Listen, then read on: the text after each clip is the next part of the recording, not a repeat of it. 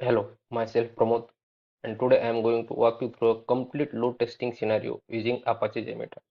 Apache Jmeter is one of the popular tools that has been used from decades in IT industry for performance testing. So whether you are managing performance at scale or testing any REST APIs, so we can do the performance testing and engineering using Apache Jmeter. This demo will show you exactly how to design, execute, and analyze professional load tests. By the end of this video, you will understand how to build realistic test plans, run distributed loads, and extract actionable performance insights.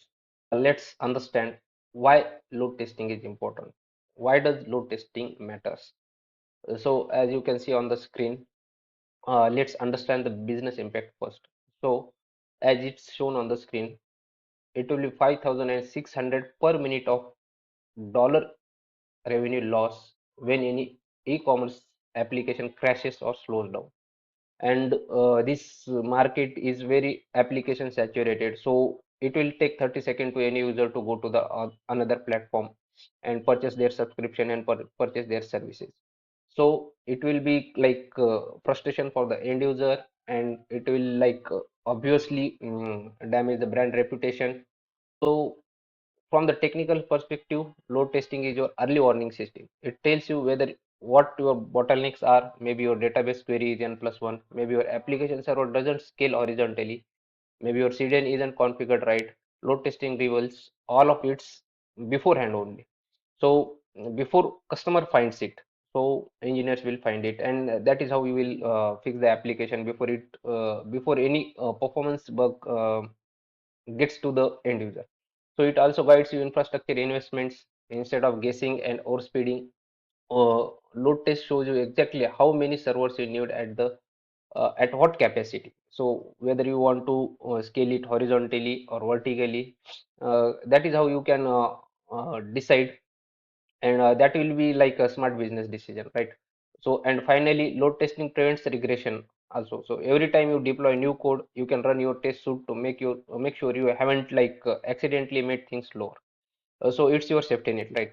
So load testing isn't or like any option, so you have to do it, and you have to shift left, like from the starting phase of your designing phase of your application itself.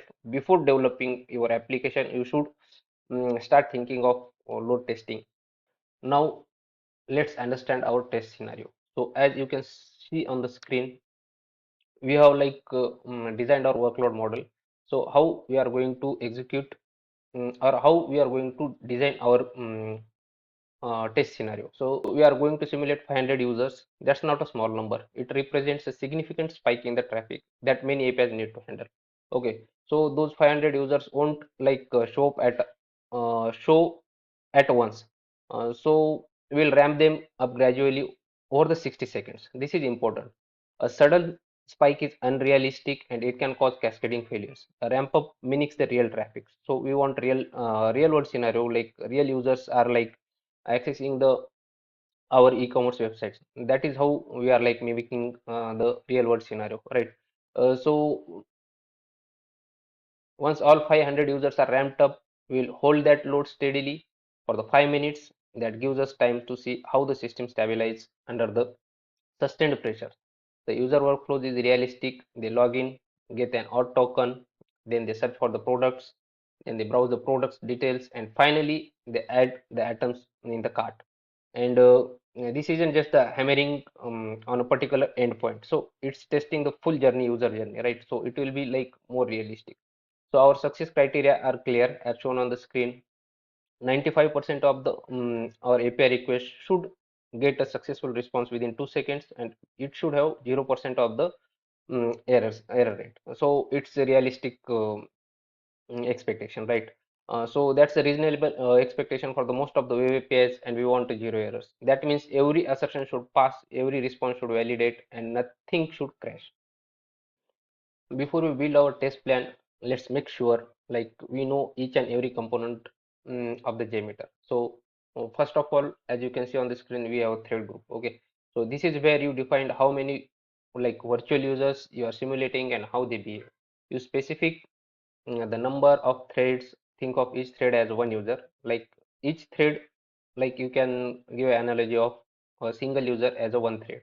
Okay, you set the ramp up time, which is how quickly you sign up those threads, and you set the loop count, which determines how many times each user repeats the test scenario. So next we have the HTTP request sampler.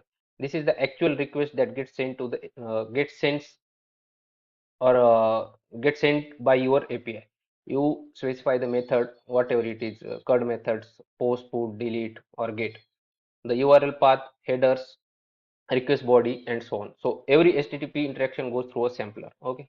Then there are configuration elements. These are the helpers that set the defaults and reduce the repetition. For example, an HTTP request defaults element lets you define the base URL once, and then every sampler inherits it. So this saves the typing and makes your test plan cleaner and simpler. Okay. Then we have listeners. Listeners capture and displays the result. So there are different types of listeners. They log the response from the error request, the response time, then headers, then status codes. Common listeners include the view result tree, which shows you every single request and response in a table. So most of the time, like performance testers use this view result tree itself.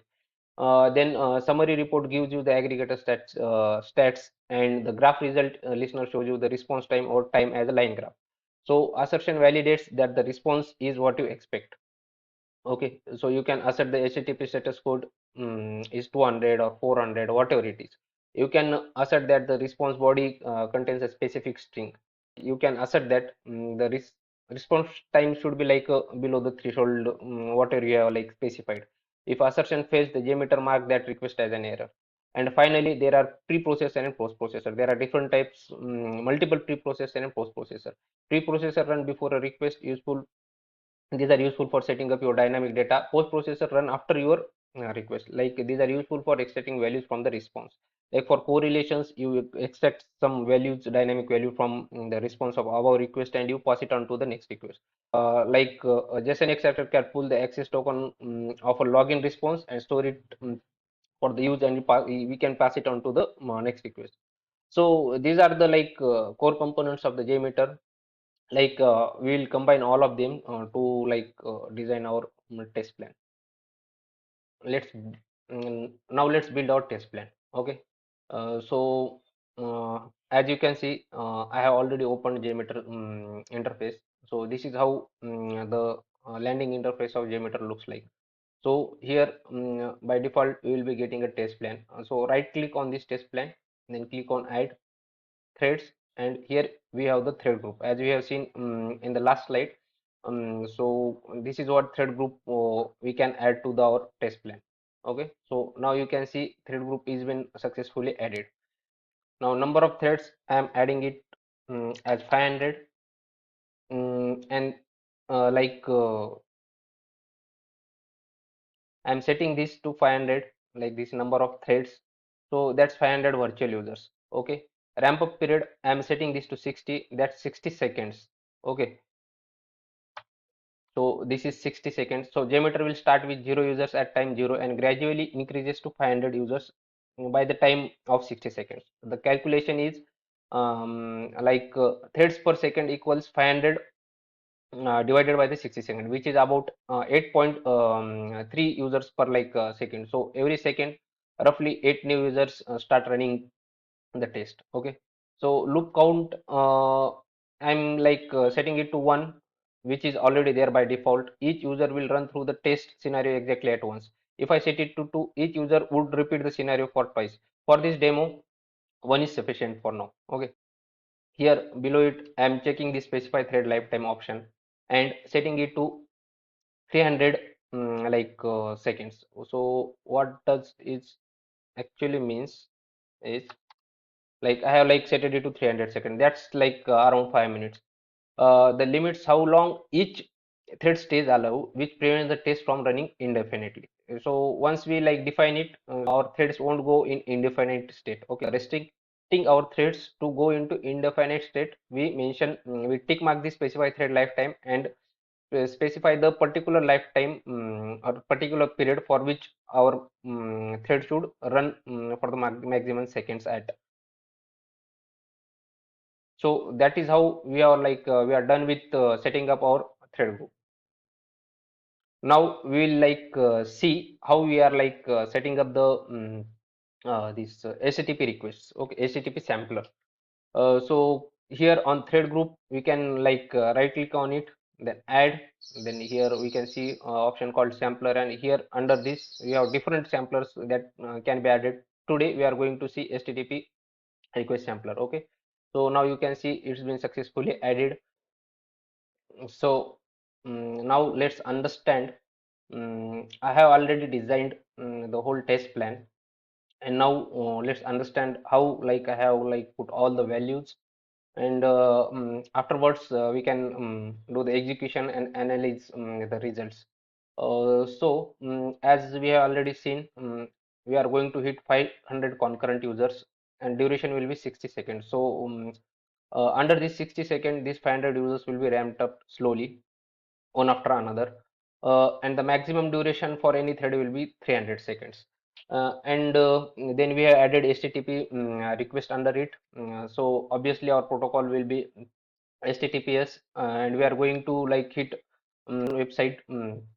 So we have entered here the name of our website, and for HTTPS requests, the default port is 443. So that is how we have designed HTTPS requests result tree, like view result tree, and a summary report. So here we will be getting the response times, error rate, different kinds of response time, 90th percentile, 95th percentile, average response time. And here we will be getting all those information, result information in tabular form, likewise as you can see on the screen. Now let's do the execution. So you will know in real time how the test gets executed and how results looks like. So when we click on the view results tree, you can see the number of HTTP samplers those are being hit at the server. Uh, at As we have set 60-second ramp up, so this test will run approximately around 60 seconds. So here we can track how many users are already been hit, and number of seconds our test has already started. And here we can monitor the number of samples those are being hit at the server. For now 325, so around 350 samples are being hit, and this is the average response time. For now this is minimum response time, this is maximum.